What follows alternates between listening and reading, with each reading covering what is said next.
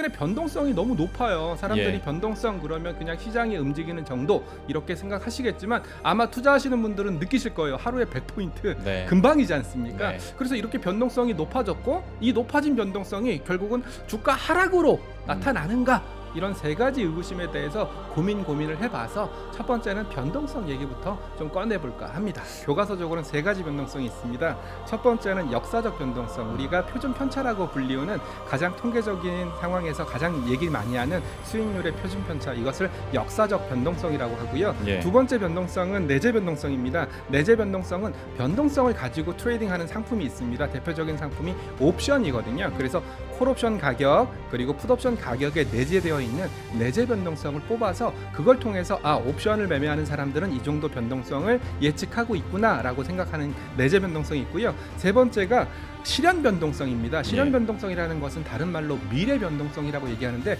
실제로 미래의 변동성이 어떻게 움직였는지 이 세 가지를 역사적 변동성, 내재 변동성, 실현 변동성 이 세 가지를 일반적으로 변동성이라고 얘기를 합니다. 예, 심층 인터뷰 시작하겠습니다. 안녕하십니까, 김영롱입니다. 오늘도 시장 얘기 한번 해보도록 할 텐데 사실 어제까지만 하더라도 코스피 33포인트 오르는 동안에 SK하이닉스와 삼성전자 두 종목에서 32포인트를 올리다 보니 다시 쏠림인가, 이 쏠림에 대한 걱정들을 좀 하셨을 것 같습니다. 그런데 또 오늘 시장 뚜껑을 열고 또 닫아 보니 이번에는 또 BIT와 IT 종목으로 나뉘면서 또 온기가 옮겨가나라고 생각을 하실 수도 있을 것 같습니다. 이럴 때는 참 개인 투자자 입장에서 종목을 딱 고르기도 쉽지는 않고 대장주는 고르는 건 알겠는데 과연 장기적인 관점에서 어떻게 분산을 할 수 있을까에 대한 고민하실 것 같은데요. 그래서 오늘 ETF 얘기도 좀 가미하면서 시장에 대한 전망이랄지 그리고 우리 투자자 입장에서는 지금 어느 섹터 그리고 어떤 전략에 조금 더 초점을 맞추고 집중할 수 있을지 한번 다각도로 이야기 나눠보도록 하겠습니다. 미래에셋자산운용 ETF 리서치실의 최창규 본부장과 함께합니다. 어서 오십시오. 네, 안녕하세요. 안녕하십니까. 네. 일단 시장 얘기부터 한번 점검은 해보도록 할 텐데 네. 제가 본부장님 자료를 미리 받아봤더니 어마어마하게 준비하셨더라고요. 참고로 저는 시장을 보는 사람은 아닙니다. 시장을 보는 사람 아닌데 여기 왜 나왔어? 이렇게 얘기할 수 있겠지만 저는 원래 파생 상품을 담당하는 애널리스트였고 예. 파생 상품, 특히 ETF 이런 좀 약간 변칙적인 상품을 통해서 시장을 바라보면 어떨까라는 생각으로 접근하는 사람입니다. 그래서 오늘 시장을 보면서도 여러 가지 퀘스천 마크가 떠올랐어요. 네. 과연 첫 번째 삼성전자 하이닉스 중심의 반도체가 이제 수급이 분산되는가? 이게 첫 번째 의구심이었고요. 두 번째 바이오가 오늘 난리였지 않습니까? 네. 오늘 참고로 오늘 전체 ETF 중에서 개인 순매수가 제일 많았던 ETF가 뭔지 아세요? 뭐 어떤 겁니까? 바이오 ETF였어요. 여태까지 제가 그런 모습을 처음 봤거든요. 예. 그런 걸 통해서 시장의 색깔이 달라지는 거 아닐까 이런 궁금증. 그리고 세 번째는 제가 서두에서 좀 적어놨다시피 최근에 변동성이 너무 높아요. 사람들이 예. 변동성 그러면 그냥 시장이 움직이는 정도 이렇게 생각하시겠지만 아마 투자하시는 분들은 느끼실 거예요. 하루에 100포인트 네. 금방이지 않습니까? 네. 그래서 이렇게 변동성이 높아졌고 이 높아진 변동성이 결국은 주가 하락으로 나타나는가? 이런 세 가지 의구심에 대해서 고민을 해봐서 첫 번째는 변동성 얘기부터 좀 꺼내볼까 합니다. 좋습니다. 사실 많은 분들이 체감하고 계실 겁니다. 지수에 대한 하루 변동성도 크고 그리고 주가 자체도 하루에 변동폭이 클 뿐더러 수급적으로 봤을 때도 특히 외국인 선물 시장에서의 매수매도 변동폭도 좀 크다 보니까 오히려 상승할 때도 외국인 투자자들의 대규모 선물 매도가 나오면서 좀 의심해야 되나? 또 반대인 경우들도 많고요. 그러면 이걸 어떻게 이 시장을 읽을 수 있을지 한번 해석을 맡겨보도록 할 텐데 어떤 지표를 보면서 변동성이 커지고 그런데 이게 하락의 시그널은 아니다라고 저희가 받아들일 수 있는 겁니까? 결론부터 벌써 말씀을 하시면 제가 할 얘기가 없어지는데요. 예, 저는 거창하게 좀 얘기 좀 하다가 예.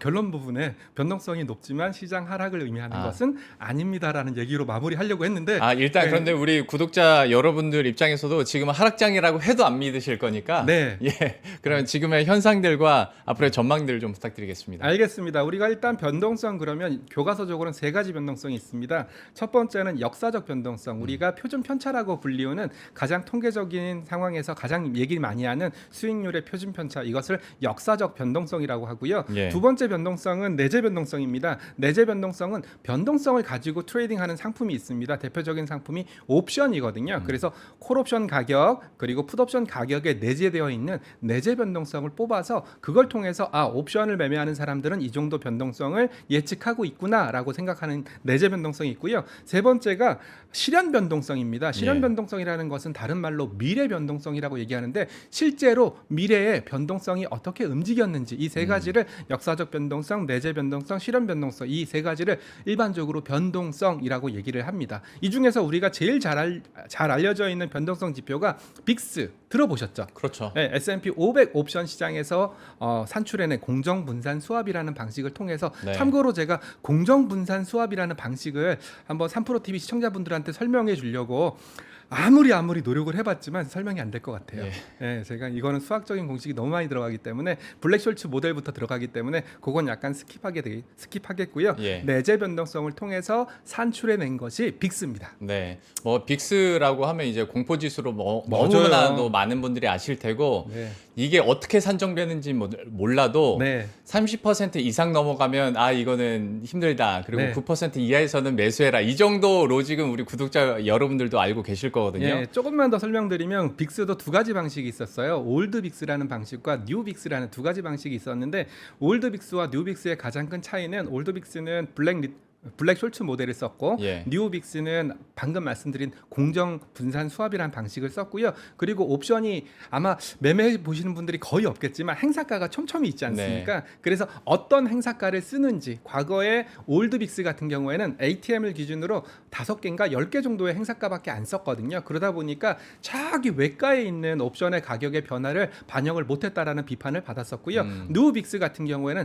전체 행사가를 다 쓰자. 그래서 시장 참여자들 특히 옵션 시장 참여자들이 어떤 변동성을 느끼고 있는지를 한번 다 느껴보자라는 게 뉴 빅스고요. 예. 참고로 뉴 빅스 방식을 그대로 갖고 온 것이 한국의 코스피 200 옵션 시장에 대입을 한 것이 V 코스피입니다. 예. 그래서 제가 말씀드릴 내용은 V 코스피였습니다. 그거 한번 자료 보여주시죠. 네, 그러면. 화면 잠깐 띄워주시면은요. 네. 참고로 V 코스피나 빅스는 산출 방식이 똑같습니다. 대신에 만기 산출이라든지 행사가의 차이라든지 요 정도밖에 없는데요. 최근에 보시면은 이게 제가 2015년부터 2025년까지 10년치 V 코스피를 뽑아갖고 왔는데요. 여기 69.24포인트 기록했던 때가 언제였을까요? 뭐 코로나죠, 뭐. 맞습니다. 이때가 69.24포인트였고요. 예. 그 뒤에 가만히 보시면 굉장히 이례적인 현상이 일어납니다. 69.24포인트 찍었을 때 이때 코로나 국면 때 빅스는 거의 80포인트를 찍었었거든요. 네. 예, 그 정도로 빅스 미국에서는 굉장히 크게 변동성의 공포를 느꼈었고요. 한국 같은 경우에도 미국 정도는 아니겠지만 거의 70포인트에 육박하는 변동성 지수를 기록하면서 코로나 공포가 시장을 강타했었는데요. 보시면은 한 3번 정도 그 이후에 3번 정도 변동성 스파이크, 볼 스파이크라고 불리는데 3번 정도의 변동성 스파이크가 일어났어요.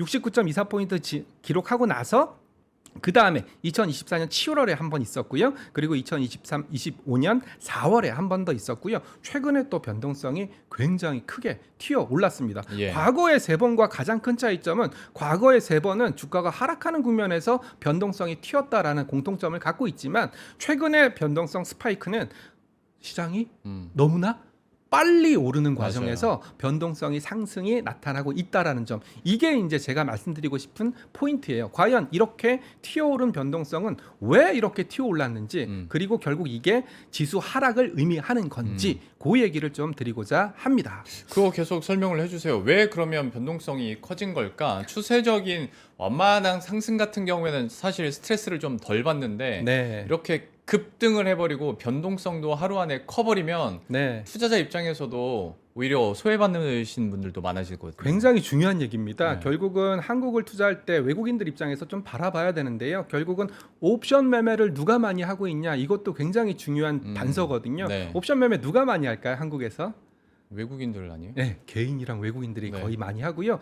그 몸담고 계시는 기관 투자자 쪽에서는 옵션 매매 하시나요?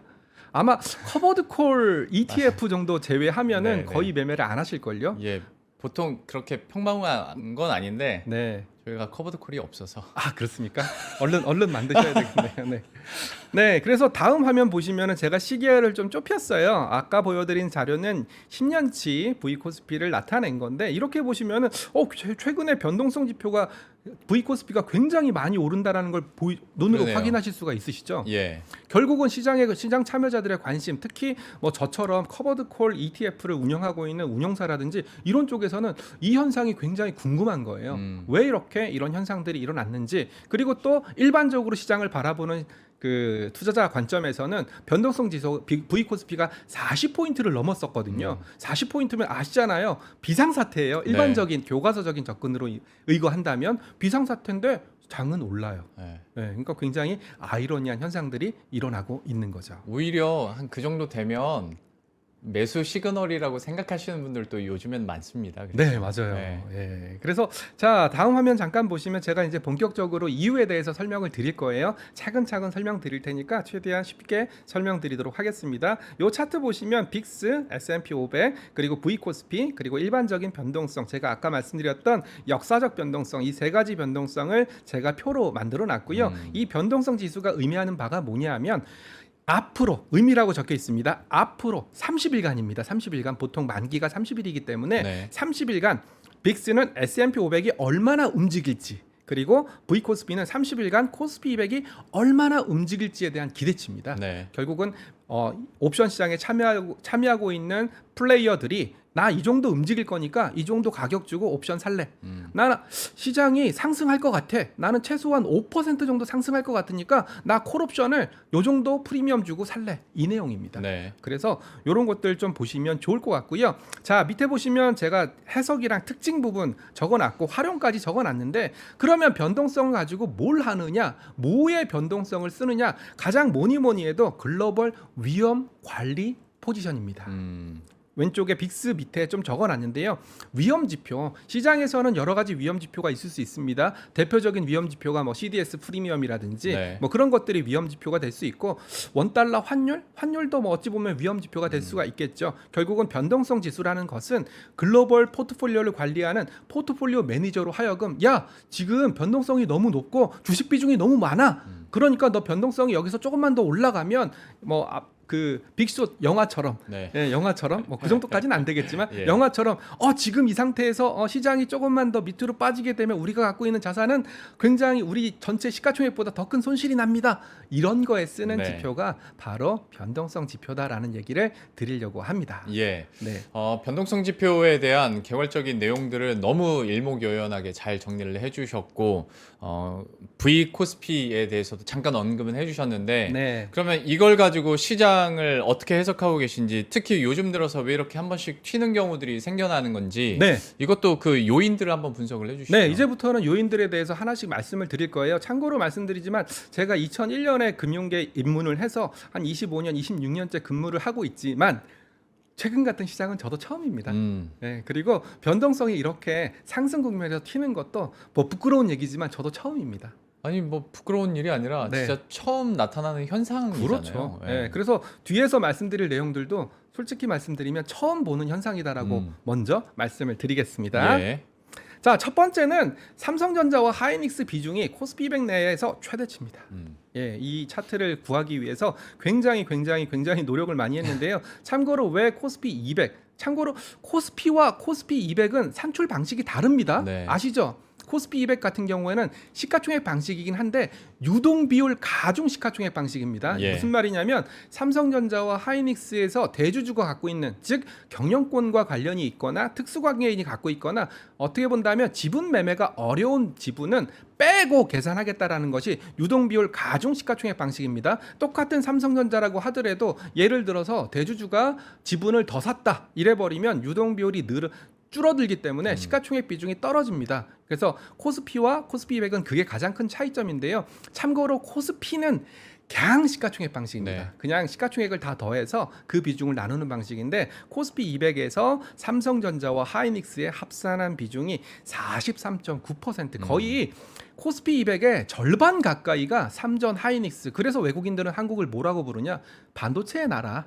그냥 한국을 산다, 반도체를 산다, 이런 개념으로 접근을 하고 있습니다. 네. 이게 굉장히 크리티컬한 부분입니다. 최근에 이렇게 올라갔던 삼성과 하이닉스의 비중이 너무나 가파르게 올라갔습니다. 처음에는 거의 한 30% 수준에서 43.9%까지 올라왔기 때문에 이 부분은 결국은 어떻게 해석할 수 있냐면 두 종목의 움직임이 한국 시장을 좌지우지할 수 있다. 즉 두 종목이 주가가 올라서 투자한 사람들은 해피하긴 하겠지만 한국 마켓 전체의 포트폴리오 관점에서 본다면 위험한 거예요. 네. 두 종목의 민감도, 즉 두 종목의 주가가 한국 시장 코스피 200이나 코스피 200 옵션 그리고 코스피 200 ETF 이런 쪽에 미치는 민감도가 너무나 극대화된 거예요. 그렇다면 이렇게 극대화된 상황에서는 그 극대화된 비중을 좀 줄이는 아니면 변동성 관리를 해야 되는 그런 워닝 시그널이 울렸다라는 게 저의 첫 번째 얘기입니다. 그러니까 예전에는 그러니까 모두가 경험했을 시기에 만약에 주가 지수 자체가 많이 떨어졌을 때 SK하이닉스나 삼성전자에 대해서 그나마 기대감을 갖는다면 외국인들이 우리나라를 사면 삼성전자나 SK하이닉스 살 수밖에 없기 때문에 이 종목들도 함께 오를 거야라고 희망회로를 돌릴 수 있었는데 지금 같은 경우에는 말씀하신 것처럼 이제 처음 겪는 이런 현상들이잖아요. 네.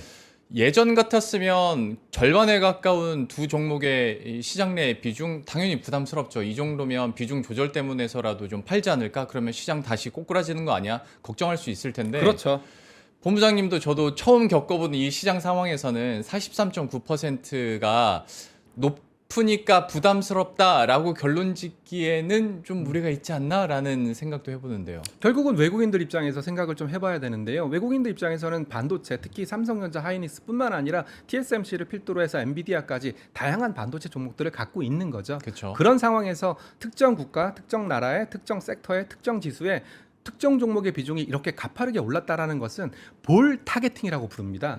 즉 변동성을 관리해줘야 되는 입장에서는 굉장히 부담스러운 거죠. 예전에 이런 얘기가 있었습니다. 과거에 노키아가 한참 전성시대 때 네. 한참 아마 시청자분 노키아가 핸드폰 만들었던 거 모르시죠?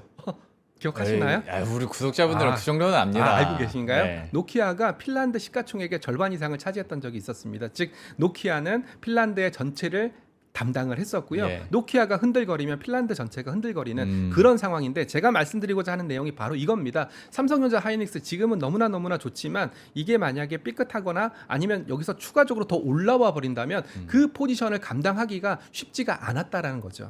그렇기 때문에 이런 부분들을 옵션에서 매매하시는 분들이 변동성 상승 요인으로 생각을 했던 겁니다. 그러면 이거는 아주 최근 일이라 뭐 이걸로 확정 지을 수는 없겠지만 삼성전자에 대해서 외국인들이 매수세로 돌아서도 SK하이닉스는 쉽게 요 며칠 못 돌아섰거든요. 네. 그것도 저 부담감이 어느 정도 작용을 할까요? 작용했다고 볼 수 있고요. 제가 이 장표를 준비하면서 실제로 삼성전자 선물, 예. 삼성전자 개별 주식 선물, 하이닉스 개별 주식 선물의 외국인 포지션도 같이 체크를 해봤어요. 네. 제가 늘 말씀드리지만 파생이나 ETF나 여러 가지 포트폴리오를 하는 투자자분들은 하나만 하지 않습니다. 다양한 상품들을 걸쳐서 매매를 하고요. 이 상품을 이 상품으로 해지를 건다든지 이 상품을 이 상품으로 변동성을 조절한다든지 그런 매매를 하기 때문에 실제로 개별 주식 선물이나 옵션까지 다 뜯어봐야 되는데 참고로 삼성전자 선물 같은 경우에는 외국인들의 주식 선물 매매가 매도였고요. 예. SK 하이닉스 같은 경우에는 매수였습니다. 그런 쪽에서도 외국인들의 시선이 굉장히 느껴지는 그런 부분들이었거든요. 그러네요. 네.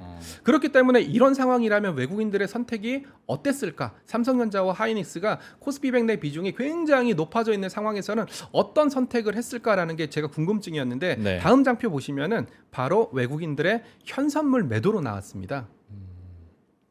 참고로 이것은 외국인들의 선물 포지션이고요. 네. 그리고 다음 장에 보여드릴 것은 외국인들의 현물 포지션인데 보시는 바와 같이 선물 외국인들은 한때 한 2만 계약 가까이 순매수를 기록하다가 제가 그레이색으로 그 박스를 좀 쳐놨는데요. 거의 제가 이것도 참 처음 보는데 상승기에 이렇게 가파르게 선물 순매도를 감행하는 것도 거의 처음 보는 현상이었습니다. 결국 네. 외국인들 입장에서는 삼성전자와 하이닉스 비중이 굉장히 높아졌고 그걸로 말미암아 변동성이 굉장히 커져 있는 상태니까 포지션을 좀 노출을 줄이기 위해서 과감한 선물 매도를 감행했다라는 그 말씀을 드리려고 하는 거고요.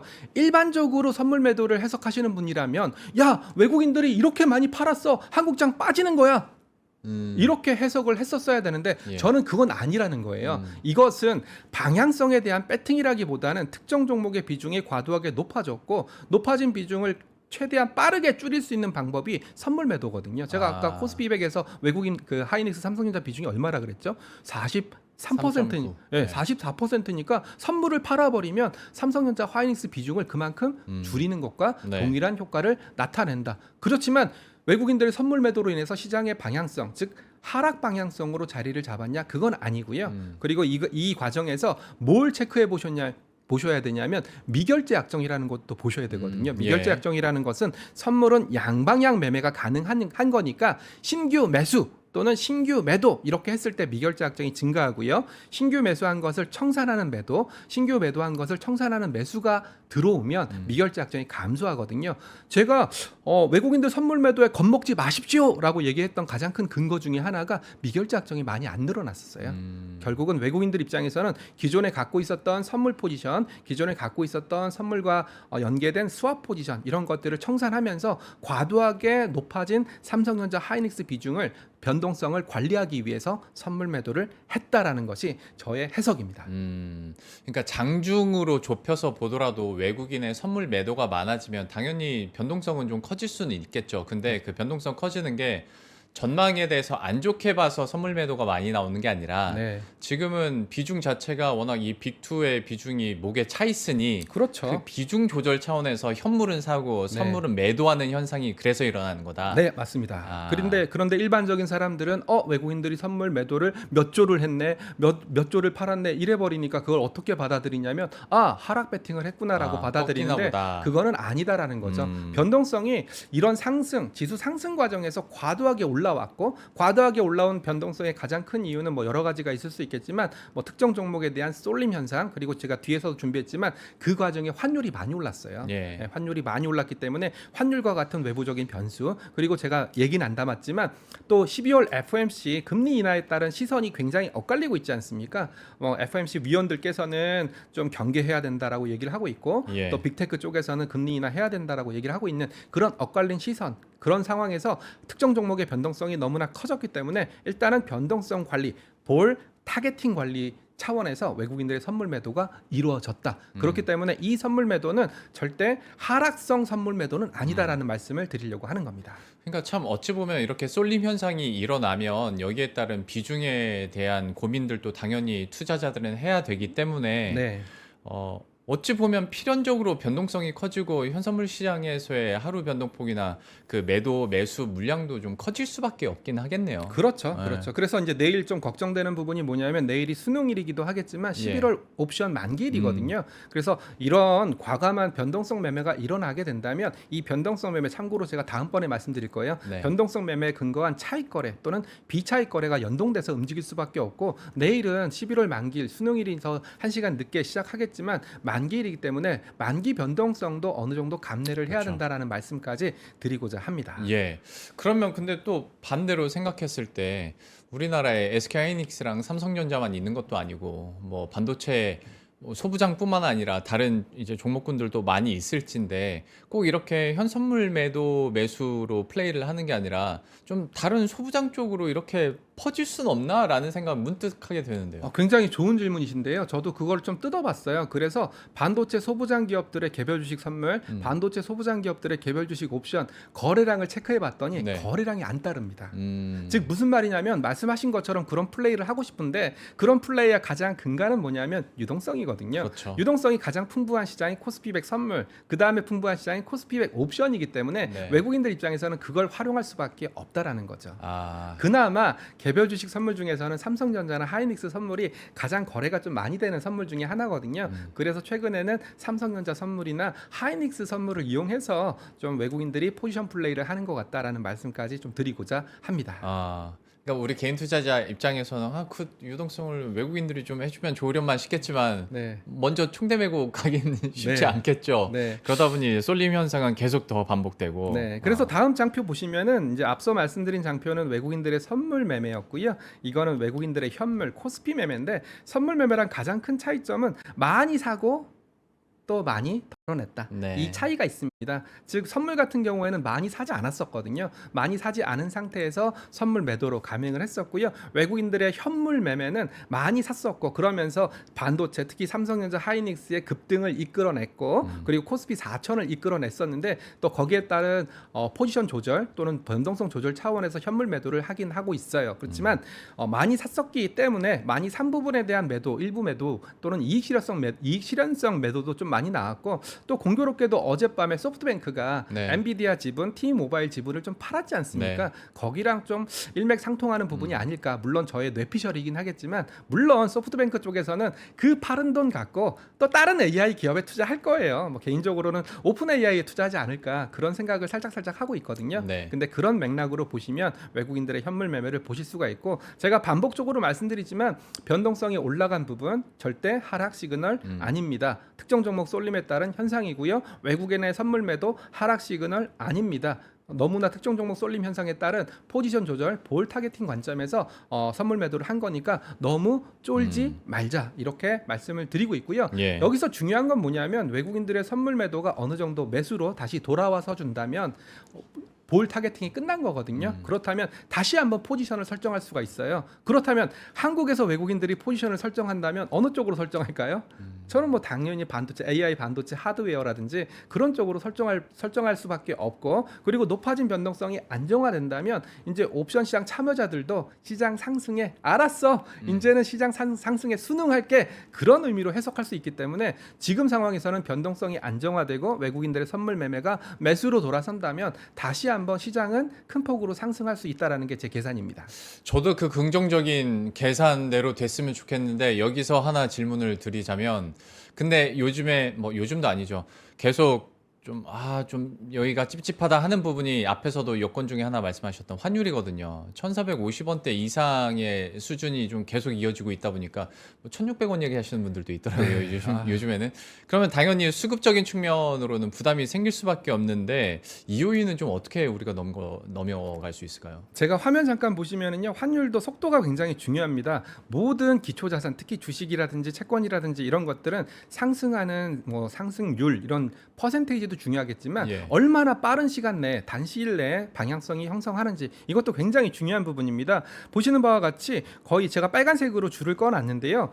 환율이 1,400원에서 1,467원까지 올라가는데 불과 한 달 정도 안 걸렸거든요. 예. 결국은 환율도 속도가 부담인 거예요. 즉 추세적으로 상승한다. 뭐 이래버리면 수출 기업이라든지 자동차 주식 좋겠네 이렇게 또 해석을 할 수가 있지만 이렇게 빠르게 상승해버리면 오히려 그런 부분까지 생각하기 어렵고 그리고 외국인들의 현물 매도의 일부분도 분명히 환율에 따른 영향도 있다라고 보고 있습니다. 네. 물론 선물도 환율에 따른 영향도 있겠지만 선물은 워낙 증거금이라든지 레버리지를 이용해서 배팅하는 상품이다 보니까 환율에 좀 덜 민감하거든요. 예. 그렇지만 우리가 실제로 주식에 돈을 납입하고 매매를 하는 현물 같은 경우에는 환율에 더 민감할 수밖에 없기 때문에 환율은 분명히 외국인들 현물 매도의 일부분을 작용했다라는 판단입니다. 알겠습니다.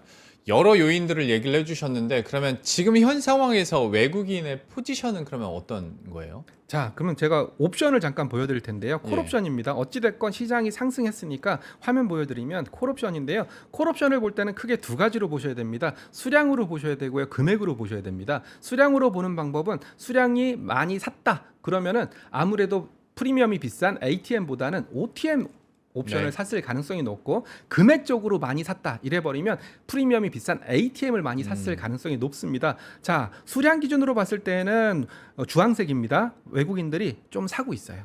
예, 수량 기준으로 사고 있다는 얘기는 뭐냐면 자, 선물을 많이 팔았어요. 선물을 많이 팔았으니까 뭐가 걱정이 될까요? 지수 상승이 걱정되겠죠. 네. 뭐 방향성이랑 큰 관련이 없다고 하지만 좀 조절한다고 하지만 어찌됐건 내가 선물 팔고 있는 상황에서 갑자기 시장이 급등해 버리면 굉장히 골치 아플 수밖에 그렇죠. 없거든요. 그러면 시장이 갑자기 상승한다. 갑자기 그럴 때는 ATM보다는 OTM 콜옵션이 훨씬 더 프리미엄이 치고 올라가거든요. 네. 그래서 주황색 보시면 수량적으로는 콜옵션을 사고 있습니다.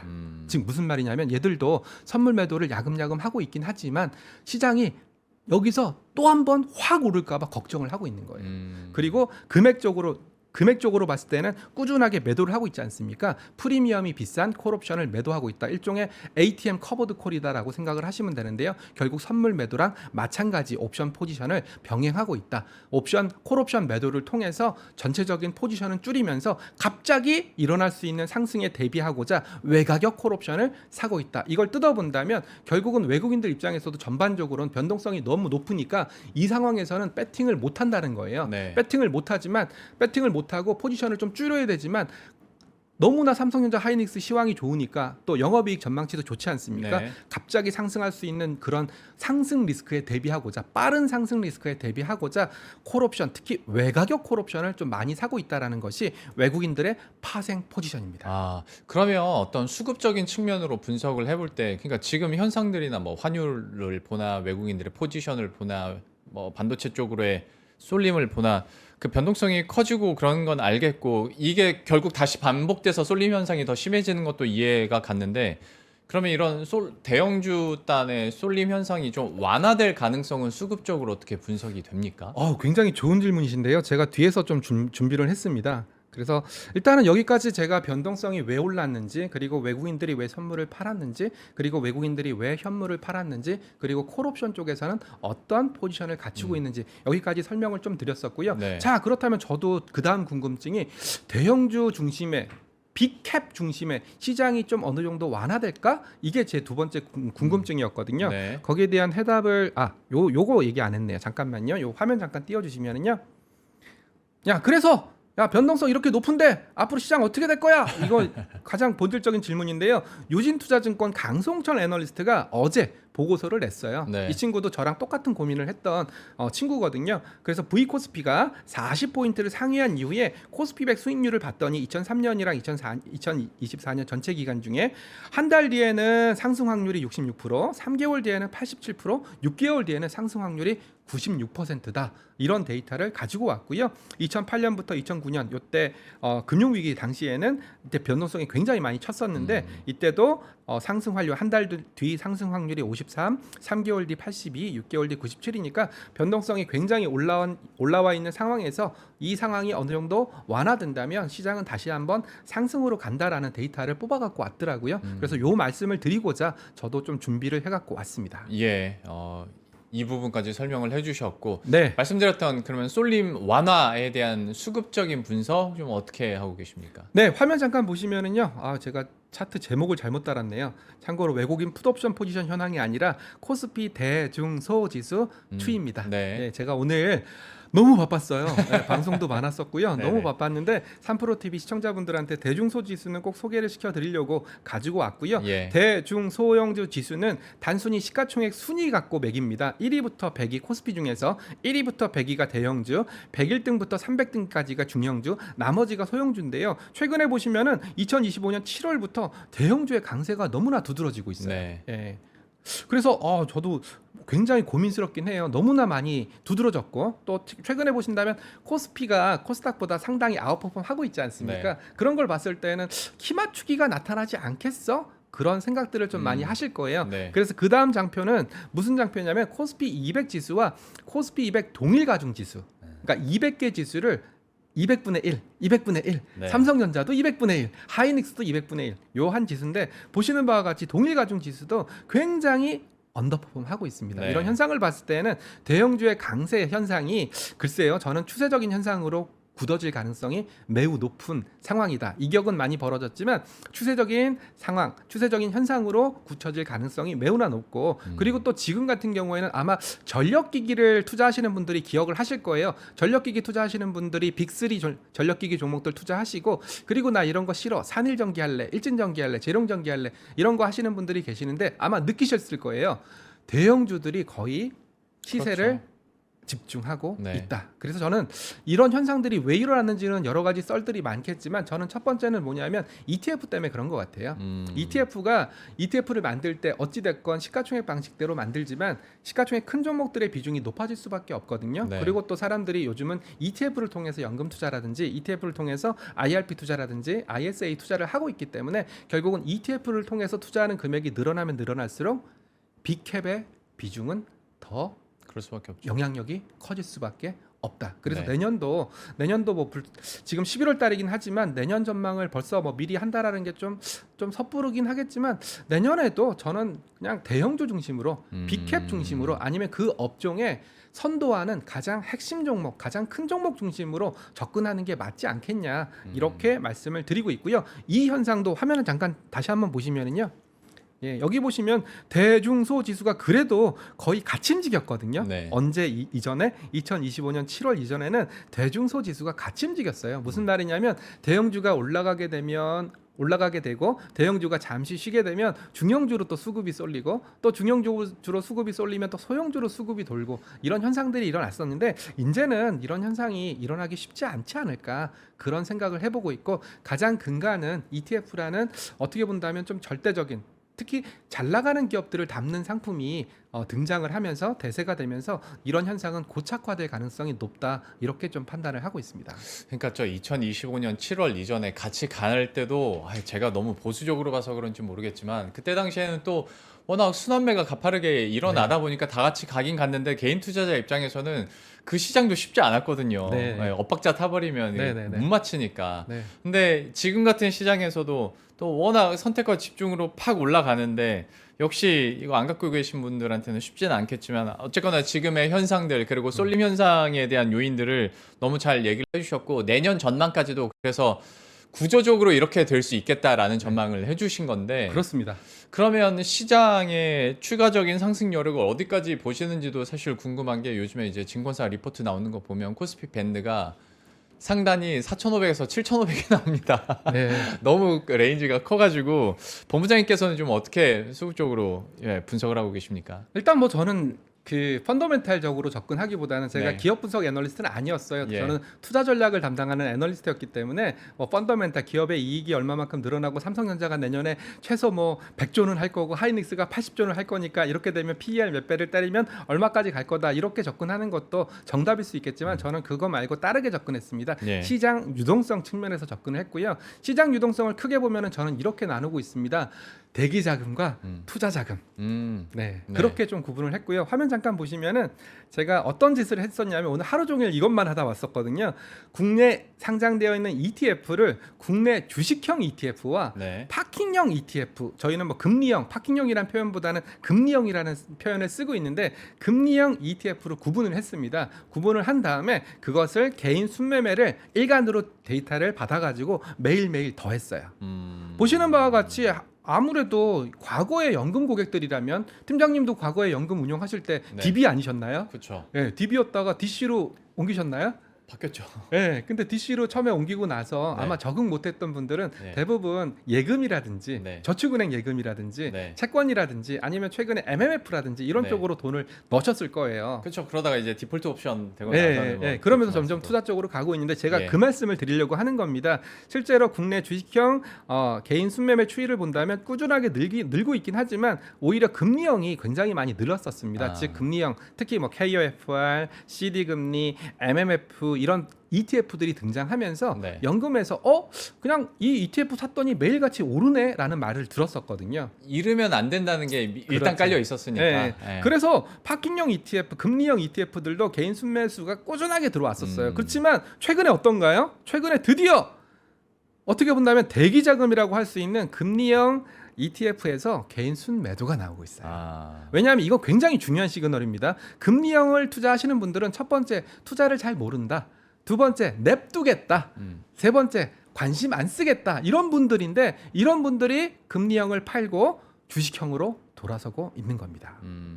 이거 굉장히 중요한 시그널이에요. 아마 이 자료는 저밖에 못 만들걸요? 그러니까 저거 보면서 실제로 그 변화들도 체감이 되고 네. 또 한편으로는 유동성이 여전히 넘쳐나는구나라는 맞습니다. 생각도 좀 물론 들기도 그런 하고. 일은 일어나지 않을 거예요. 금리형 ETF 전체를 팔고 그걸 주식형으로 갈아탄다? 에이, 그래도 아무리 그래도 주식형 ETF의 변동성이 크고 그런 변동성을 맛보지 못했던 분들한테는 굉장히 낯선 현상일 거예요. 네. 하루에 뭐 10%씩 오르고 뭐 10%씩 떨어지는 일이 금리형 ETF를 매매했던 분들한테는 아마 그렇죠. 경험 못했던 그런 일들일 거거든요. 그렇지만 그런 변화가 나타나고 있다는 거 굉장히 고무적이고요. 제가 그거를 좀 약간 구체화시켰어요. 금리형 개인 순매매와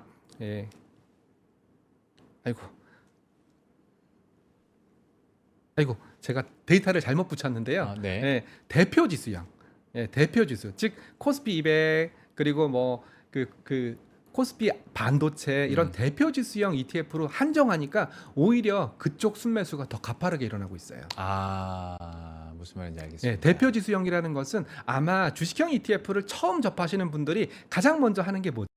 S&P 500, 그렇죠. 나스닥 100, 네. 코스피 200. 바로 이 말씀을 드리는 겁니다. 음. 무슨 말이냐면 앞서 보여드렸던 차트는 전체 주식형 ETF 전체를 얘기한 건데 예. 그 중에서 1단계라고 할 수 있는 대표 지수형으로 한정해서 보면은 그 대표 지수형 ETF를 개인 순매수 하는 게 더 가파르게 올라가고 있고요. 파킹형 ETF 파는 게 더 가파르게 팔고 있어요. 이런 거 봤을 때는 저는 이 시장에 특히 연금을 중심으로 한 아니면 뭐 IRP를 중심으로 한 이런 쪽 자금들은 얼마든지 대기 자금들이 있고 그리고 또 최근에 예탁금이 또 사상 최고치를 찍었지 네. 않습니까? 이렇게 풍부한 유동성, 이런 유동성을 바탕으로 하고 있고 또 특히 ETF를 중심으로 돈이 들어오고 있으니까 시장은 최소한 빠지지는 않는다. 최소한. 예, 오히려 올라갈 확률이 훨씬 더 높다라고 분석을 내리고 있습니다. 아, 그러니까 뭐 딱 구분하기는 좀 그렇습니다만 어쨌거나 ETF 안에서도 조금 더 위험 자산 쪽으로 사람들이 베팅을 많이 하고 있고 네. 그리고 또 반대로 봤을 때는 ETF라는 패시브 자금이 받쳐주고 있으니 시장 자체가 지금 고꾸라지기보다는 풍부한 유동성을 가지고 밑에는 받쳐주면서 올라갈 가능성이 더 크다. 네, 정확하신 네. 표현입니다. 그렇게 얘기를 해주시는 거네요. 네, 그래서 제가 화면 잠깐 보시면 파킹형 ETF들을 한번 그룹핑을 해놨어요. CD 금리형, 머니마켓형, 초단기채형 이런 식으로 좀 그룹핑을 해놨고 네. 아마 이 방송을 보시는 분들은 아마 매매 안 하셨을 거예요. 예, 매매하시는 분들은 3프로 TV를 안 보시거든요. 예. 왜요? 아 그런가요? 아니 요즘에는 그러니까 네. 통장에 넣거나 아니면 옛날에 이제 뭐 파킹형 통장에 넣는 대신 전 초단기 채권이나 맞아요, 채권형 맞아요. 상품에 넣으시는 분들이 은근히 많이 네, 계시더라고요. 맞아요. 예. 그래서 상품도 다양해지고 네, 해가지고. 그래서 저는 이제 이런 말씀을 드리는 거예요. 결국 이 초단기채 시장에서 자금이 빠져서 대표 주식형으로 지수형, 가고 있다. 주식형, 특히 국내 대표 지수형, 국내 주식형 ETF로 들어오고 있으니 음. 이 현상이 당장 역전되지는 않을 거예요. 뭐 역전될 수 있겠죠. 단기 이런 파킹형 ETF의 금리가 뭐 4%, 5%, 6% 간다면 이쪽으로 다시 쏠릴 수 있겠지만 아마 지금 상황에서는 그런 일들이 일어나기는 쉽지 않으니 저는 풍부한 유동성을 토대로 해서 시장은 상승을 할 거고 상승을 하되 ETF에 담겨져 있는 종목들 중에서 시가총액 상위 종목들, 비중 높은 종목들 쪽으로는 수혜가 더 강력할 테니 대형주 중심의 장세는 더 심화될 거다라는 말씀을 드리는 겁니다. 혹시 그러면 저 문득 궁금한 게 네. 개인 투자자분들 또 많이 하는 것 중에 하나가 대표 지수형 중에서도 이제 레버리지와 네. 인버스 섞인 파생형이거든요. 네, 그렇습니다. 여기 상황은 좀 어떻습니까 요즘에? 자, 화면 잠깐 보시면은요. 아, 둘이 짰냐라고 물어보실 수 있는데 예, 제 자료를 먼저 보내드려가지고 예, 보신 것 같습니다. 참고로 레버리지랑 인버스 ETF는 예전에 항상 개인 순매수 1등에 올랐던 상품이고요. 맞아요. 이 상품은 특성이 있어요. 자, 팀장님은 추세 매매를 좋아하세요? 역추세 매매를 좋아하세요? 저요? 네. 아 저는 추세 매매라는 그래도- 것은 올라갈 때 불타기 하고요. 네. 예, 떨어질 때는 손절매 치고 네. 예, 이렇게 추세대로 쫓아가는 매매를 많이 떨어진 종목을 사는 걸 이걸 네. 역추세 매매라고 부르는데 어떤 쪽이세요? 저는 의심이 많아가지고 예. 추세 쪽으로 좀 더 네. 가까운 것 같습니다. 근데 파생형 ETF는 철저하게 역추세입니다. 네, 철저하게 역추세. 그렇죠. 예, 물론 개인 투자자분들을 비하는 건 아닙니다. 그렇지만 저도 그렇습니다. 저도 역추세 매매를 좋아하거든요. 네. 많이 빠지면 사고 싶지. 네, 많이 올랐는데 레버리지 사고 싶지 않거든요. 네. 많이 빠졌을 때 레버리지 사고 싶고 많이 올랐을 때 인버스 사고 싶거든요. 그게 잘 안 되더라고요. ETF 매매하시는 특히 파생형 ETF 매매하시는 분들이 바로 그거고요. 제가 보여드린 이 차트는 뭐냐면 제가 옛날에 애널리스트 할 때도 많이 썼던 단기 그 방향성을 찾으려고 할 때 많이 썼던 차트인데요.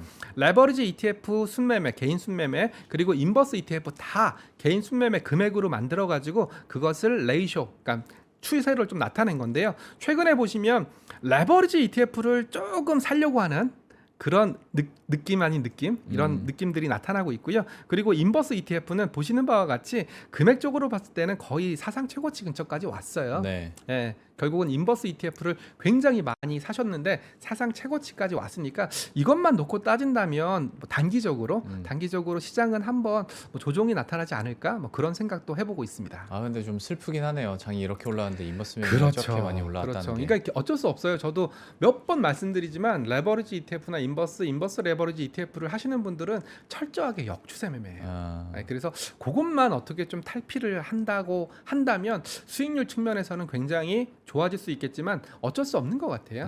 사람의 심리라는 게. 예. 네. 아우 참 쉽지 않습니다만은 네. 사실 9월부터 그랬잖아요. 네. 한번 꺾이겠지 기회가 오겠지 네. 하면서 자연스럽게 인버스 매매도 좀 늘어나긴 했는데 네. 시장이 단기간에 이렇게 올라버리다 보니까 네. 예, 좀 그거는 슬픈데 아무튼 이런 현상들이 있으니 시장에 대한 전망도 어느 정도 가늠해 볼 수 있지 않을까. 결국은 저는 이렇게 생각해요. 시장은 돈의 싸움. 그리고 심리의 싸움이라고 생각해요. 네. 물론 펀더멘탈도 중요하다, 밸류도 중요하다라고 말씀드리지만 저는 어떻게 본다면 파생 또는 패시브 이런 쪽을 담당하다 보니까 오히려 돈의 쏠림 어디로 쏠렸는지 그리고 심리 네. 지금 심리가 변동성으로 봤을 때는 극단적인 공포 구간인지 네. 아니면 태평성대인지 이런 것들을 좀 많이 눈여겨볼 수밖에 없겠더라고요. 예. 예, 그러다 보니까 저는 펀더멘탈보다는 심리적인 측면 그래서 최근 같은 경우에는 심리적으로 아마 인버스를 사고자 했던 심리도 굉장히 강했었을 것 같아요. 아. 왜냐하면 4,200 찍고 나서 3,400에서 4,200까지 왔지 않습니까? 네, 네. 그리고 나서 4,200에서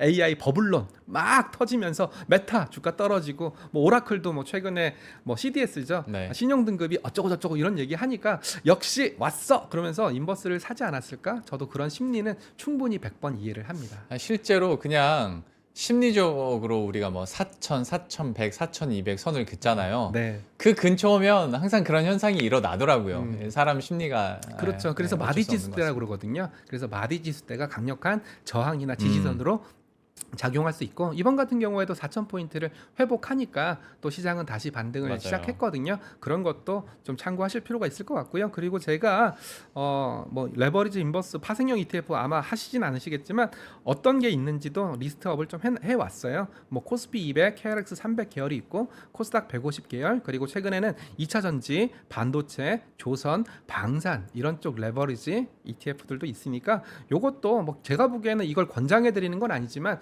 경우에 따라서는 좋은 투자 툴이 될 수 있으니까 요것도 한번 참고해 보시면 좋을 것 같습니다. 예, 여러분들도 이 화면 한번 참고해 보시면 좋을 것 같습니다. 네. 우리 3프로 구독자 여러분들은 ETN 막 3배짜리까지도 하시는 분들이라 여기서 이 종목군들에 대해서도 한번 참고하시면서 전략에 녹여보시면 좋을 것 같고 앞으로의 어떤 전략적인 얘기도 시간이 많이 가긴 했습니다만 좀 하긴 해야 될 텐데 요즘 들어서 어떤 뭐 양자 컴퓨팅이랄지 뭐 AI는 이미 많이 나왔고요. 뭐 그 다음 넥스트 스텝은 뭐가 있을까 하면서 이게 ETF화된 전략화된 상품들이 많이 나오더라고요. 그렇습니다. 좀 이런 현상들이나 이런 전략들에 대해서 본부장님은 어떻게 보십니까?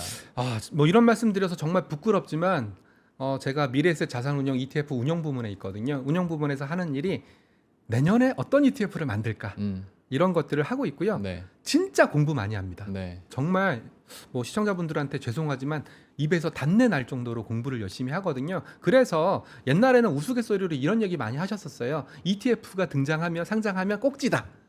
이런 얘기들 많이 하셨는데 네. 이제는 세상이 달라졌습니다. 저희 정말 열심히 공부하고 있고요. 그리고 또 ETF 상장하는 시기도 빨라졌기 때문에 이제는 ETF에서 어떤 생각을 하고 있는지 그리고 어떤 ETF가 상장하는지도 꼼꼼하게 체크를 해보셔야 되는데 제가 가져온 것은 타사 상품이긴 하지만 최근에 미래혁신기술이라는 이름의 ETF가 2종이 상장을 했어요. 네. 화면 잠깐 보여주시면은요. 예, 제가 PDF라고 불리우는데 특정 회사여서 이름은 가렸는데 이런 종목들로 액티브 ETF를 구성했습니다. 액티브 ETF라는 건 뭐냐면은요. 금융투자업 규정 4-8조에 반드시 하나 이상의 기초지수를 제시해야 되고 그리고 지수 구성 종목의 일부를 변경하거나 비중을 조절할 수 있습니다. 네. 그냥 패시브 ETF는 그러면 안 되거든요. 네. 그런 비교 지수 대비해서 초과 수익을 노리는 그 ETF가 액티브 ETF고 과거에 우리가 많이 투자했던 펀드가 여기에 해당되는데 단 한 가지 조건이 있어요. 기준 지수와 상관 계수가 0.7 이상을 유지해야 돼요. 즉 네. 무슨 말이냐면 0.7은 시장을 복제하고 0.3은 자신의 자율성에 의해서 시장을 비트하는 방식을 취할 수 있다라는 건데, 제가 가져온 걸 보시면서 이 방송을 보신 시청자 여러분들도 액티브 ETF 또는 자산운용사에서 내년에 미래 혁신 기술을 뭘로 생각하는지를 한번 같이 느껴봤으면 좋겠어요. 네. 네, 그래서 쭉 가지고 와봤고요. 크게 정리한다면 첫 번째는 AI 인프라예요. 뭐니 해도 지금 상황에서는 AI 하드웨어가 중요하다라고 얘기하지만 아마 이제 하드웨어에 대해서는 어느 정도 인지를 하셨을 거고 AI 인프라, 특히 차세대 에너지 네. 이런 쪽으로 관심을 많이 갖고 있고요. 그리고 보시는 바와 같이 아이온큐라든지 그리고 뭐 리게팅 컴퓨팅이라든지 양자 컴퓨팅 회사들도 눈에 많이 들어올 거고요. 그리고 최근에 가장 각광받고 있는 회사가 뭐니 해도 템퍼스 AI라는 네. AI 소프트웨어 바이오 회사거든요. 결국은 AI 바이오 그리고 에어로바이러먼트와 같은 드론, 우주항공 이런 쪽을 저희 ETF 업계에서는 내년에 혁신 성장 기술로 꼽고 있다라는 말씀을 드리고자 좀 갖고 와 봤고요. 예. 그리고 또 이 말씀을 드리는 이유가 이제 종목 매매 하시는 분들도 상당히 많이 계실 텐데 제발 종목 매매 하실 때 ETF에 어떤 종목이 들어와 있는지 한번 참고하시는 것도 좋은 포인트가 될 거예요. 이미 하고 계신 분들도 굉장히 많거든요. 그래서 이제 액티브 ETF 그리고 액티브 ETF에서 어떤 종목들을 비중 있게 담는지 그리고 벤치마크 대비해서 어떤 벤치마크에 없는 종목인데 어떤 종목을 더 담았는지 그리고 벤치마크에 없는 종목인데 어떤 종목을 덜 담았는지 이런 것들을 통해서 ETF 운영업계가 생각하는 미래성장 혁신 기술에 대해서 같이 좀 공유를 하셨으면 좋겠다라는 말씀을 드리려고 갖고 왔습니다. 예. 아, 근데 본부장님 같은 이제 운용사 입장에서 이런 질문 드리기가 좀 껄끄럽긴 한데 네. 이거 질문 하나만 좀 드려볼게요. 네.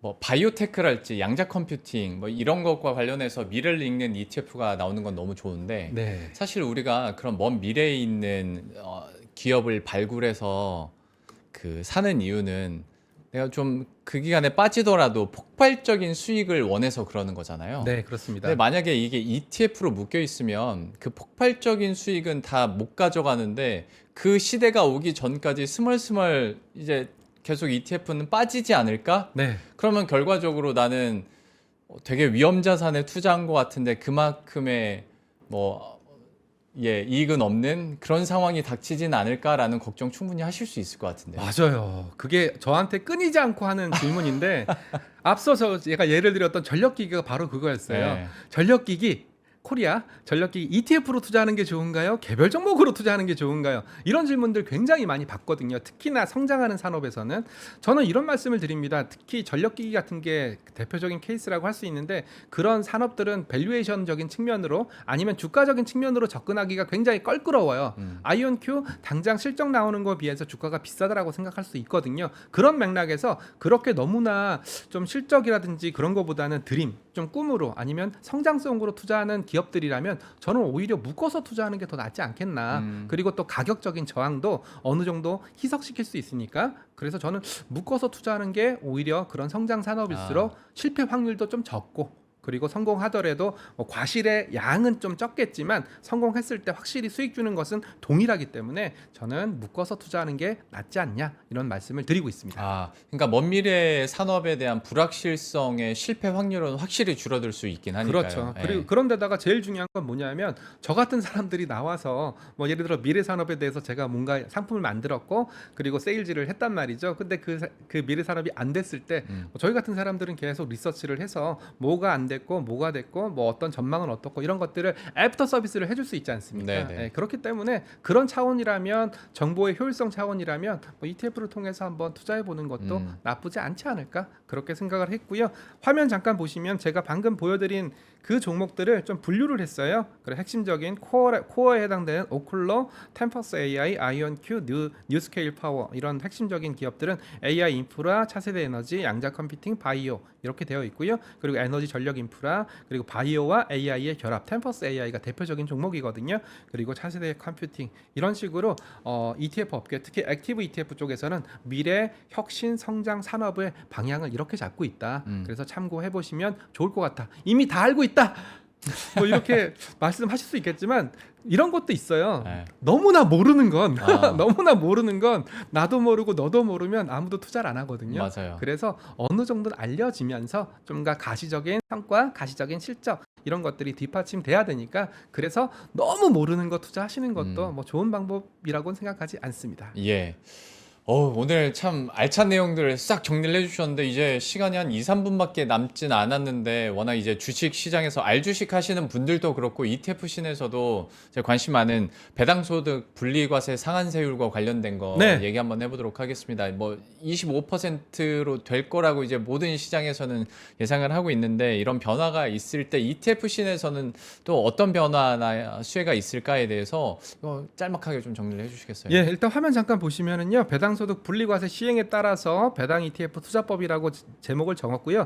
제가 제일 존경하는 삼성증권의 퀀트 하시는 김동영 애널리스트의 보고서를 가지고 와봤습니다. 이 친구가 스크리닝을 했어요. 참고로 배당소득 분리과세에 해당되는 고배당 기업은 첫 번째 배당 성향이 40% 이상이거나 두 번째 배당 성향 25% 이상이면서 직전 3년 평균 배당금 대비해서 배당금이 5% 증가해야 고배당 기업으로 분류를 하고요. 이 고배당 기업에서 투자를 해서 배당금을 받으셔야 배당소득 분리과세가 되는 거예요. 네. 그러면 이 1번과 2번 조건에 해당되는 기업들 업종이 뭐가 있는지 스크리닝을 했고요. 첫 번째 스크리닝은 예상 배당 성향 35% 이상, 원래 기준은 40%지만 그러면 너무 가혹하니까 35% 이상 은행, 보험, 조선 박스 쳐놨고요. 그리고 25년 예상 배당 성향이 20% 이상이면서 과거 3년 대비 5% 이상 배당이 증가할 수 있는 업종 은행, 보험, 조선. 그래서 결국은 은행, 보험, 조선이 들어간 고배당 ETF를 투자하셔야지만 배당소득 분리과세의 수혜를 가장 톡톡하게 얻을 수 있다. 그리고